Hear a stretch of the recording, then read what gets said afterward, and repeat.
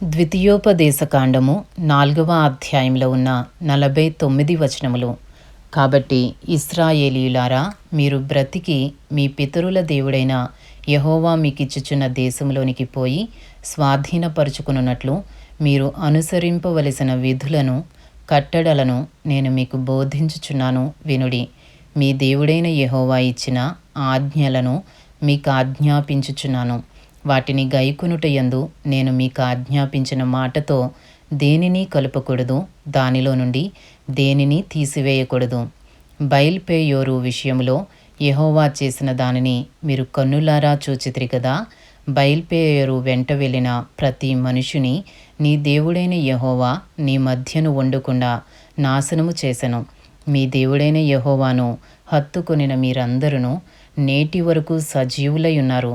నా దేవుడైన యెహోవా నాకు ఆజ్ఞాపించినట్లు మీరు స్వాధీనపరుచుకొనబోవు దేశమున మీరు ఆచరింపవలసిన కట్టడలను, విధులను మీకు నేర్పితిని.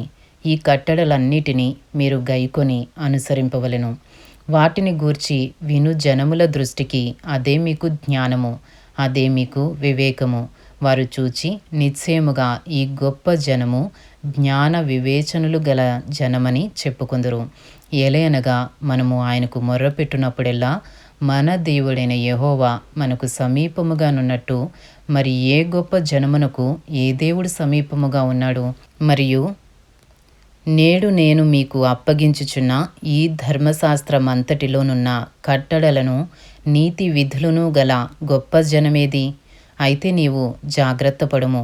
నీవు కన్నులారా చూచిన వాటిని మరువకయుండునట్లును, అవి నీ జీవిత కాలమంతయు నీ హృదయములో నుండి తొలగిపోకుండునట్లును నీ మనస్సును బహు జాగ్రత్తగా కాపాడుకునుము.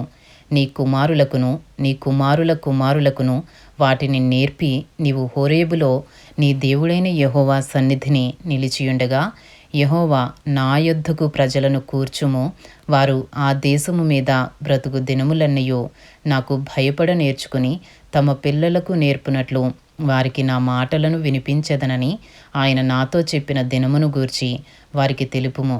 అప్పుడు మీరు సమీపించి ఆ కొండ దిగువను నిలిచితిరి. చీకటియు మేఘమును గాఢాంధకారమును కమ్మి ఆ కొండ ఆకాశము వరకు అగ్నితో మండుచుండగా యెహోవా ఆ అగ్ని మధ్య నుండి మీతో మాటలాడెను.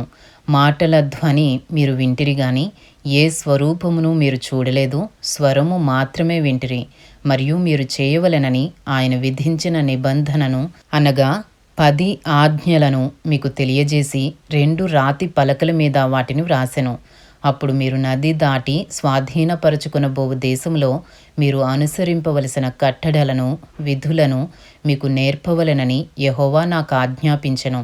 హోరేబులో యెహోవా అగ్ని జ్వాలల మధ్య నుండి మీతో మాట్లాడిన దినమున మీరు ఏ స్వరూపమును చూడలేదు.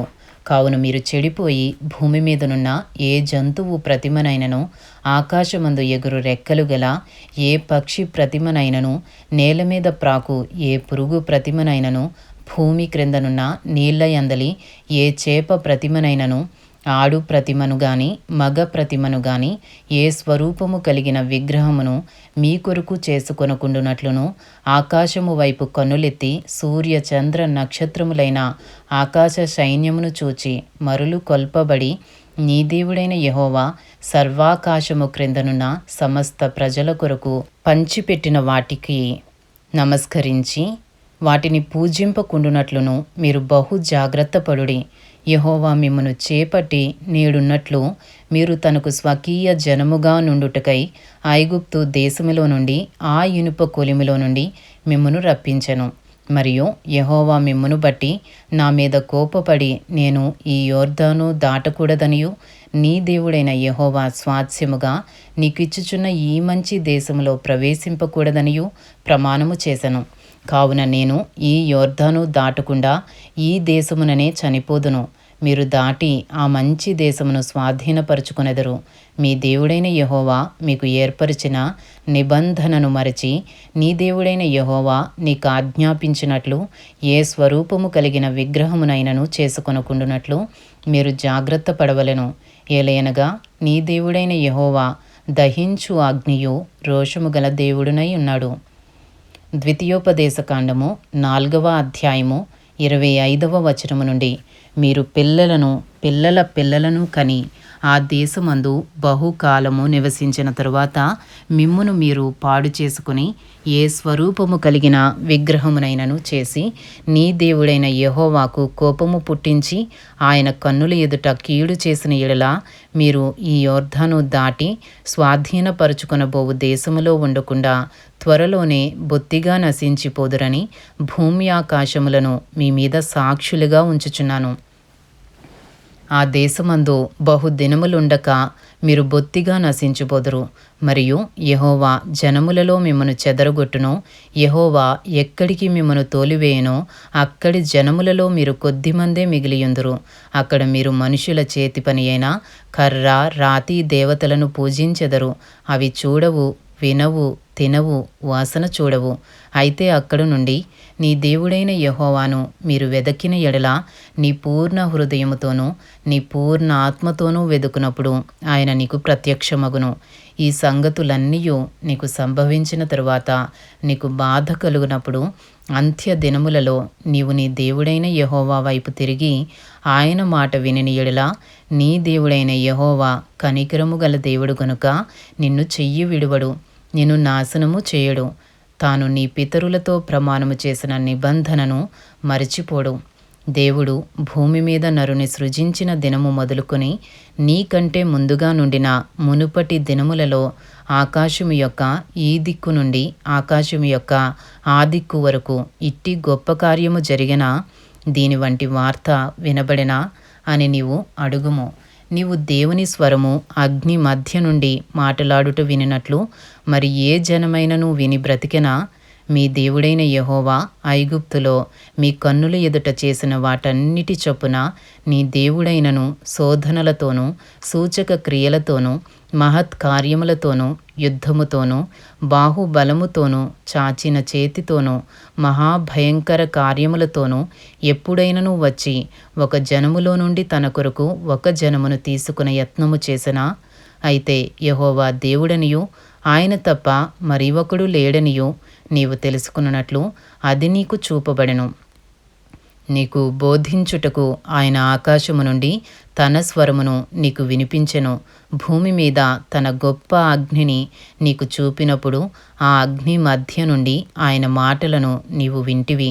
ఆయన నీ పితరులను ప్రేమించెను గనుక వారి తరువాత వారి సంతానమును ఏర్పరచుకొనెను.